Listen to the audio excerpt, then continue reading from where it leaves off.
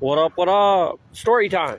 Okay, now, this story actually comes from somebody close to, like, it's like a friend of the family type thing.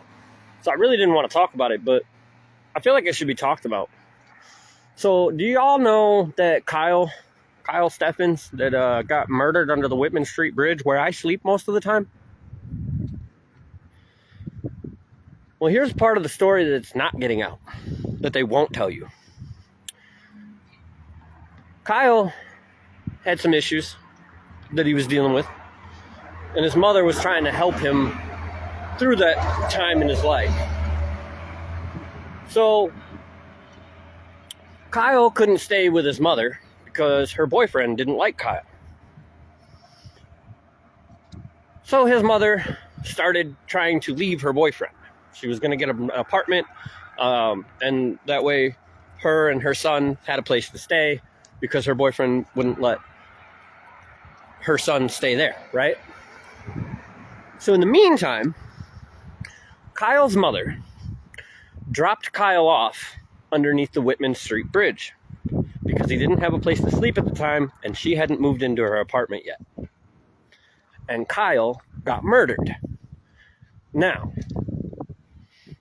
because Kyle is over 18, Kyle's mother will not have any consequences, which I think is messed up, because if my mother dropped me off under the Whitman Street Bridge and I ended up murdered a few hours later, I would hope that my mother would be charged with child endangerment.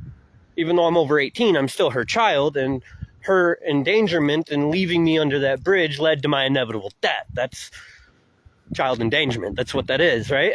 But because he's over 18, he's no longer a child. The parent suffers no consequences, and you otherwise would not have heard about this story at all unless the homeless man came and told you.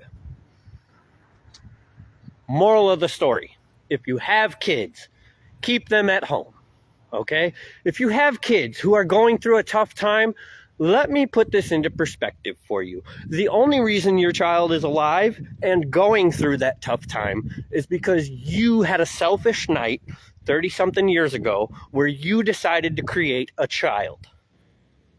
Okay? So anything that child goes through, and this is coming from a parent, I feel this way. If my child has a problem, I created that problem. Because at the end of the day, children don't ask to be here. I didn't ask to be here. I wish like hell my mother would have swallowed me. It would have saved me 31 years of pain.